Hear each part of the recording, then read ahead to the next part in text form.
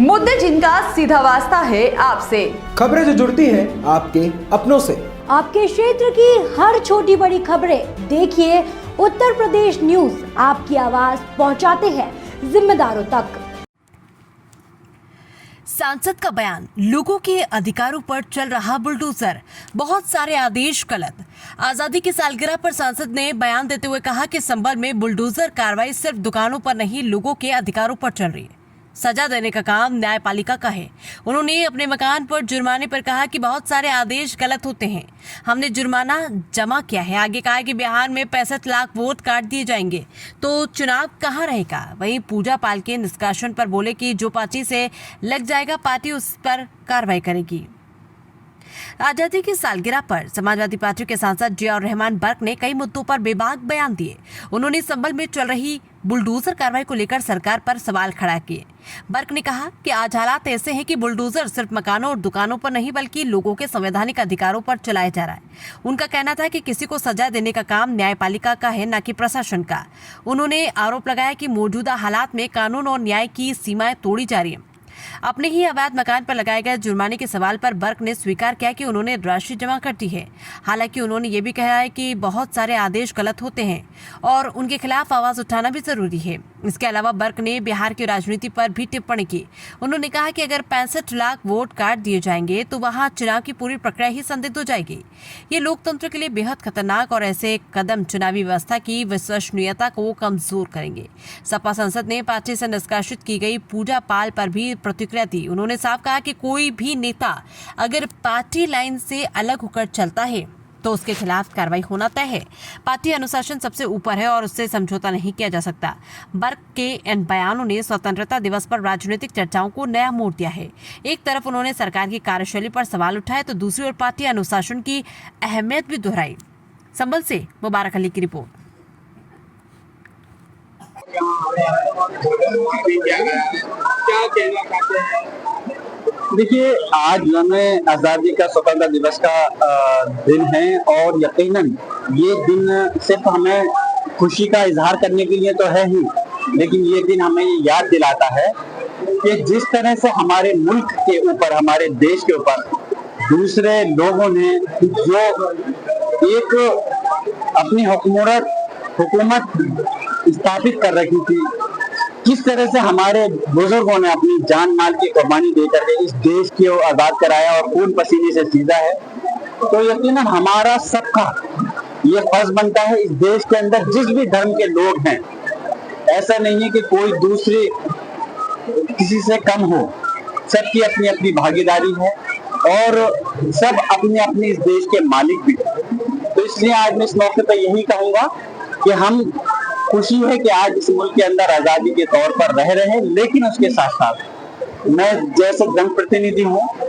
और इस संभल की सरजमी से लोकसभा से सांसद चुनकर देश की सबसे बड़ी पंचायत में मुझे यहाँ के लोगों ने पहुंचाया है, तो यहाँ से लेकर संसद तक जहाँ पर मैं जरूरत महसूस करूंगा कि कुछ अगर अपनी जनता के लिए या इस देश के हित के लिए कोई आवाज उठानी है तो मजबूती से हम उठाएंगे भी। और जिस तरह से राजनीतिक पॉइंट ऑफ व्यू से मैं नहीं कह रहा आज के दिन, लेकिन जिस तरह से हमारे पूरे विपक्ष ने हमें महसूस हुआ, तो अभी हमने ईद के दिन पूरी ताकत के साथ एक इत्तेहादी मार्च भी किया, जिससे कि हम चाहते हैं देश का लोकतंत्र और जो अधिकार हैं वो अपनी जगह कायम रहे। सांसद जी, बुलडोजर कार्रवाई संभल के अंदर कर रही है, तो उसको लेकर क्या रहेंगे? बुलडोजर कार्रवाई सिर्फ घरों पर, दुकानों पर नहीं, बुलडोजर कार्रवाई हमारे अधिकारों पर चल रही है। हमारे अधिकारों को बुलडोजर के तरह रौंदा जा रहा है और अफसोस तो इस बात का है कि जो इस देश की व्यवस्थापिका, कार्यपालिका, न्यायपालिका, जो इस देश की 3 जगह ताकत को बांटा गया है, लेकिन एक ही ताकत तीनों की काम कर रही है। किसी को यह अधिकार नहीं है, चाहे पुलिस प्रशासन हो या सरकारों को सजा देने का काम हमारी देश की न्यायपालिका को है, जिसपे कि हमें आंख बंद कर करके भरोसा है। हम इस देश की तमाम न्यायपालिका का सम्मान करते हैं, चाहे छोटी न्यायपालिका हो या सर्वोच्च न्यायपालिका हो। लेकिन मैं यही कहूंगा कि अगर किसी ने कुछ गलत किया है तो आप उसके खिलाफ आप कार्रवाई सिर्फ इतनी कर सकते हैं कि लिखत पढ़त की सजा देने का काम आपका नहीं है। और बार बार न्यायपालिका इस बार को कहती रही सर्वोच्च न्यायालय कि बुलडोजर कार्यवाही बंद होनी चाहिए, लेकिन अफसोस है कि माननीय सर्वोच्च न्यायालय के आदेश को भी बार बार उसको नजरअंदाज कर दिया जाता है। तो मैं यही कहूंगा कि ये चीज गलत है। अगर जब हमारा मुल्क आजाद हो गया है तो इस टाइप की कार्रवाई कर करके बार बार हमें ये चीज महसूस नहीं कराया जाए कि अभी भी हम आजाद नहीं हुए। मकान निर्माण मामले में आपको जुर्माना लगाया गया है, तोड़ने के आदेश दिए गए हैं, क्या कहेंगे? मैंने पहले कहा कि बहुत सारे आदेश गलत होते हैं और हुए हैं, लेकिन मैं अल्लाह का शुक्र है, मैं फख्र से कहता हूं कि मुझे न्यायपालिका पर अपने देश की भरोसा है और मैं गया हूं तो मुझे और हमारे नागरिकों को इंसाफ मिला भी है। अब जो लगाया है मैं तो इसके खिलाफ हूं, लेकिन फिर भी फिलहाल जुर्माना जैसे कि आपने देखा होगा वो जमा किया है, लेकिन मैं अपने अधिवक्ताओं से लीगली राय ले रहा हूं। जैसे आगे की बात होगी उस हिसाब से फिर आगे का कदम हम लगातार बोर्डों को लेकर धरना प्रदर्शन कर रहे हैं। हमारा हक है, अधिकार है, और ये देश लोकतंत्र की एक खूबसूरत चीज है। अधिकार जो इस देश के नागरिकों को दिया है, वोट का अधिकार। अगर वोट का अधिकार ही नहीं होता इस देश के अंदर तो फिर राजशाही में और लोकतंत्र में फर्क क्या रह जाता। तो जो वोट का अधिकार है, हम चाहते हैं कि जो एक जनता के द्वारा जनता की चुनी हुई सरकार है वो कायम रहे, और ये तभी कायम रहेगा जब सब लोगों को अपने वोटों का, मतों का अधिकार होगा, अपने मत डालने का। अगर 63 लाख वोट बिहार के अंदर काट दिए जाएंगे, मैं आपके माध्यम से कहना चाहता हूँ 63 लाख का मतलब 243 बिहार के अंदर सीटें हैं, एक सीट पे लगभग 30,000 वोट कट जाएंगे।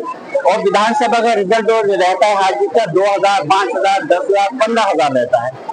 अगर इतने वोट काट दिए जाएंगे तो फिर चुनाव ही कहाँ रह जाएगा। हम चाहते हैं कि बिहार के साथ साथ पूरे देश के अंदर लोकतंत्र स्थापित रहे, संविधान स्थापित रहे, और उसके साथ साथ जो अधिकार है जनता का उसके द्वारा ही सरकार चुनी जानी चाहिए, वो अधिकार उनसे नहीं चुनना चाहिए। अखिलेश यादव ने विधायक को सस्पेंड किया है योगी जी की तारीफ करने का, कैसे देखिए कोई भी चीज है, अगर पार्टी के अपने, जैसे हमारे देश का लोकतंत्र है, संविधान है, वैसे हर पार्टी का संविधान है, पार्टी का लोकतंत्र एक लॉ बना हुआ है। अगर कोई भी पार्टी के खिलाफ कोई अगर सदस्य, विधायक, सांसद या कोई भी एक कार्यकर्ता का उसके खिलाफ जाएगा तो हर पार्टी उसके खिलाफ कार्रवाई करती है, इसमें कुछ नया नहीं।